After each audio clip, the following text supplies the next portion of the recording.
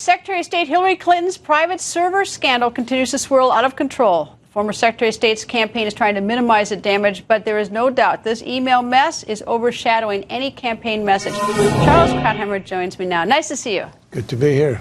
All right, Charles, why isn't Secretary Clinton sitting down with someone answering questions? She's the only one that could put an end to this nightmare. Because there are no answers that are not going to damage her further on the server scandal. I mean, the whole idea was to try to bury it, to say it's a right-wing conspiracy, to stonewall and stall, which has always worked for the Clintons until the media tires. The problem is it's out of their hands. Once it's in the hands of the FBI, once you get a judge weighing in on this, they have no control, and she has no answers. So why would she want to sit down and have to answer every time she's done?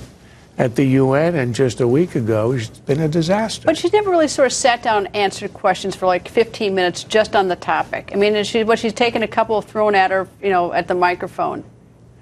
But that's not how she operates. She wants to control all. Look, it's the mania with control, which is at the heart of all of this. Why did she do this in the first place? There was no cover-up. She hadn't even acted. She wasn't even Secretary of State. It was anticipatory cover-up. It was a person who wants to conceal, who wanted to make sure that what she did would not be subject to the Freedom of Information Act, so the public would know, and not be known by the Congress, so the Congress would know. And what we're learning now, what you saw from Reuters today, about 30, I think it's 17 of her own emails that were sent out, had stuff that is called classified at birth. In other words, information from a foreign source that she knew, everybody understands, is instantly classified. And she sent out 17 of those. All right, turning to Iran, the news that yesterday was broken that as of July 11th, the IAEA had a special agreement with Iran basically to do on the honor system self-inspection. Now, how does this pass Congress with that news that it's the honor system?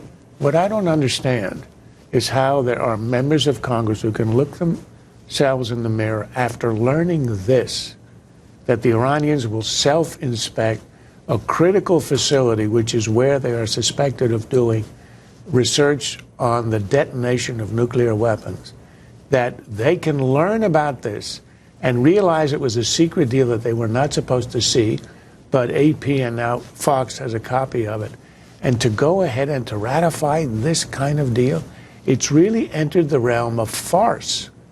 And well, a lot of people voted for Obamacare, whether you're for it or against it, having never read it, not knowing the content. So I guess we shouldn't be so surprised that they're not even interested to know if there's a side deal where Iran inspects itself. Look, if Obamacare turns out to be wrong, then we fix our medical system. We've got another. You can always go back, redo it. You can always amend it in time. It's not as if you are locked into this. You get the Iran deal wrong. Iran goes nuclear. Iran is the biggest sponsor of terrorism in the world. It reiterates, the Ayatollah reiterated a week ago that death to America, death to Israel remains a mainstay of the regime. Once they have it, it's done. Once this deal is signed, they will go nuclear. And everyone knows that, including Iran. Charles, thank you. Nice to see you. My pleasure.